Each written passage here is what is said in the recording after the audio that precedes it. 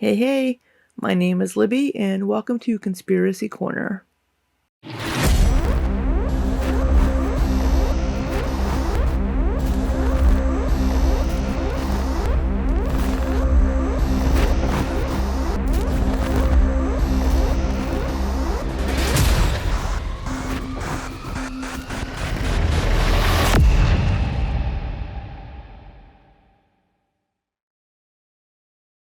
The first conspiracy we're going to look at in this series is Amber versus Adjacent, since she has experienced belief in this one. And it's the conspiracy that the moon landing by the United States in 1969 was faked. Let's first look at the history of this conspiracy. On July 20th, 1969, Neil Armstrong and Buzz Aldrin became the first humans to ever set foot on the moon, with Neil being the first one to step down onto the lunar surface. 1969 barely met the deadline challenge that President John F. Kennedy set for the United States in a speech to Congress in 1961. I therefore ask the Congress, above and beyond the increases I have earlier requested for space activities, to provide the funds which are needed to meet the following national goals. First, I believe that this nation should commit itself to achieving the goal, before this decade is out, of landing a man on the moon and returning him safely to the Earth. This speech kicked off several years of missions of orbiters and landers leading up to the first manned Apollo mission, Apollo 8, on December 21st, 1968. The Apollo 10 mission on May 18, 1969, was a test run for the first crewed landing with a lunar module descending to just shy of 9 miles above the lunar surface. Then finally, on July 20th, 1969, Apollo 11's lunar module named Eagle landed on the surface of the moon. The historic moment was broadcast across the United States and across parts of the world. You probably remember the iconic line of, "The Eagle has landed." We copy you down, Eagle. Houston, Tranquility Base here. The Eagle has landed. Moon landing conspiracies began in the mid-1970s with one of the most prominent and founding voices being Bill Kaysing. Bill Kaysing was a former Navy officer and writer that got a job as a technical writer at Rocketdyne's Jet Propulsion Laboratory in 1956. Oh boy. So, as some of you may know, I'm a technical writer. Oh, Bill. You're making us look bad, buddy. At any rate, Bill worked for Rocketdyne in a variety of capacities until 1963. Rocketdyne was one of NASA's manufacturers at this time. Notice he left Rocketdyne several years before the manned missions began in 1968.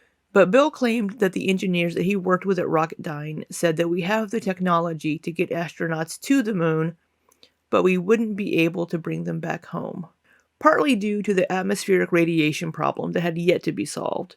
Notice there's a 6-year gap from the time when Bill stopped working from Rocketdyne until the Apollo 11 mission in 1969. That's a lot of time to figure out these issues, especially when money's being thrown at the problem so that we can reach the goal set by John F. Kennedy. In 1976, Bill Kaysing self-published a book titled "We Never Went to the Moon: America's $30 billion Swindle." So why do people believe this conspiracy? What evidence or reasons do they claim they have for believing, other than Bill Kaysing just saying so with third-party conjecture? One of the first gotchas that conspiracy theorists think they have is the lack of stars in many of the photos taken from the lunar surface.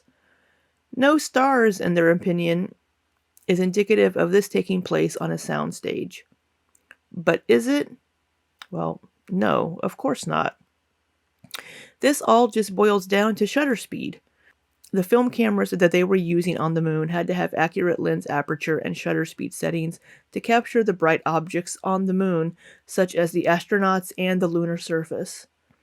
The smaller the aperture and faster the shutter speed, the less light is let in. If the aperture were larger and the shutter speed slower, more light would be let in, and the closer, brighter objects would appear super bright and washed out. So the lens aperture and shutter speed for these pictures just simply weren't big enough or slow enough to allow time for the light of the distant stars to be fully captured. You can notice this yourself on your cell phone camera.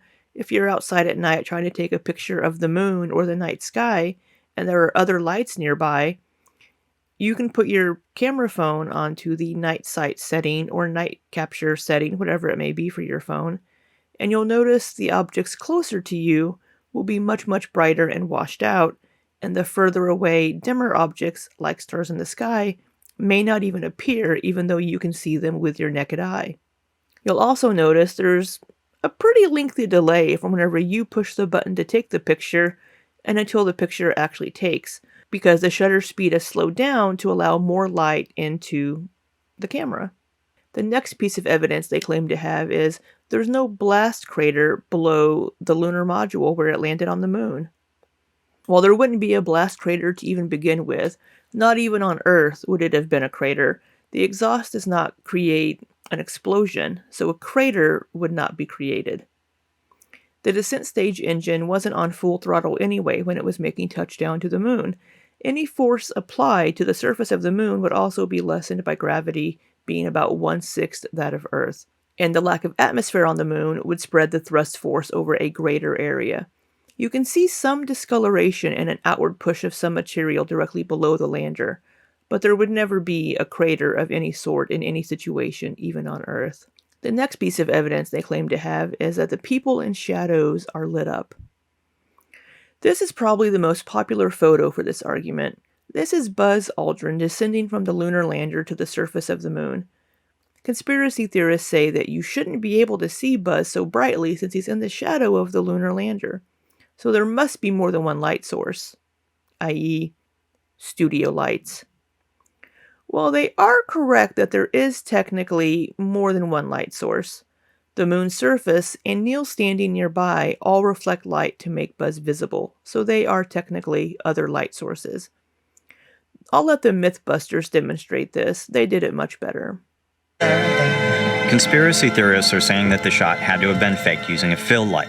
Personally, I think it's because the moon's surface is reflective. And when you think about it, you look at the moon on a clear night, it's obviously reflecting light back at you. That's why you see it. The question here is it enough to create this shot?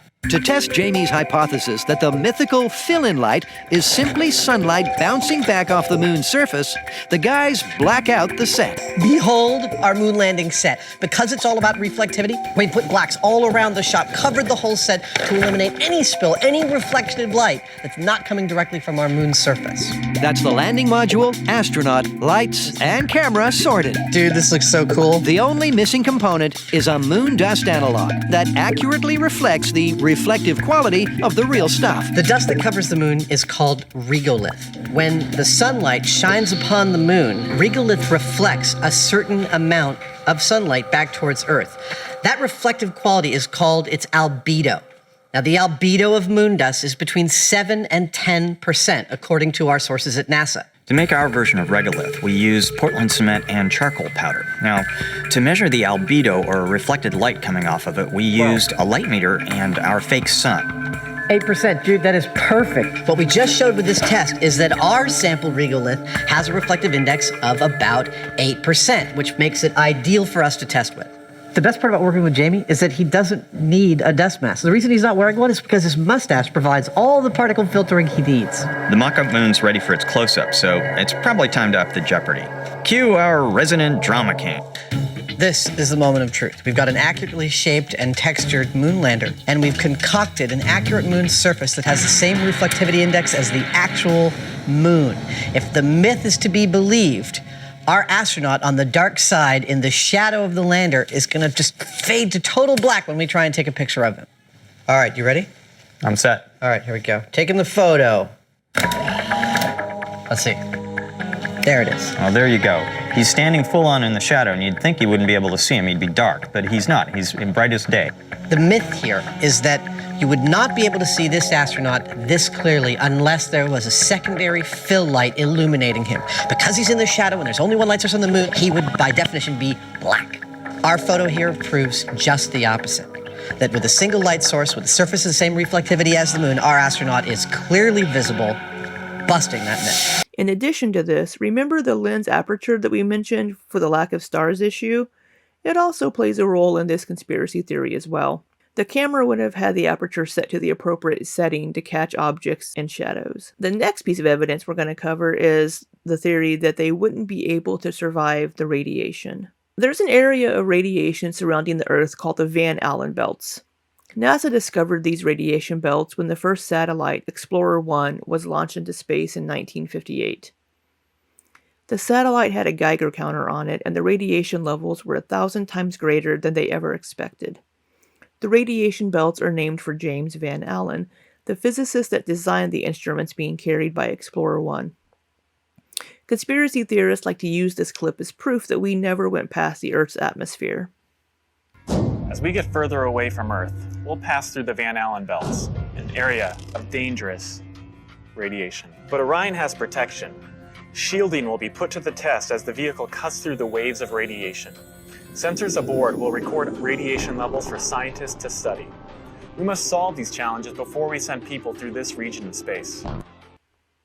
The radiation from the Van Allen belts isn't fatal to humans and is actually lower than what NASA had estimated in the 1960s. Probes and rovers have been sent past low Earth orbit regularly since the moon landing. We have the technology to go past low Earth orbit, and we do. They just aren't manned missions. During the space race, NASA sent 24 people past low Earth orbit. It's currently sending manned missions past low Earth orbit that is the issue right now. NASA hasn't had the budget or any reason to develop newer and safer technology to send humans past low Earth orbit. Until now. NASA is currently working on the Artemis program that will send the first woman and first person of color to the moon in 2025. All that they are planning is quite interesting, and you can read about it on NASA's website. So the final piece of, quote, evidence that we're going to cover is one of the bigger ones that I've heard that people like to claim quite frequently, and that is that the American flag is flapping in the wind. No, it isn't. One, there is no wind. The flag that was planted on the moon had a horizontal rod that was inserted along the top edge of it to ensure that it would stick straight out. Otherwise, it would just hang limply. In pictures of the flag, it has waves in it because the astronauts had issues extending the rod all of the way. So it looks like it has movement in it because it has some waves in it due to the rod not being fully extended. When the astronauts were inserting the pole onto the surface of the moon, they imparted movement to it as they were grinding it into the surface. That movement continues briefly after the flag is inserted because there is no air resistance and then stops. So any slight motion or movement or touch to the flag is going to make it move because there's no resistance. So what do moon landing deniers believe instead?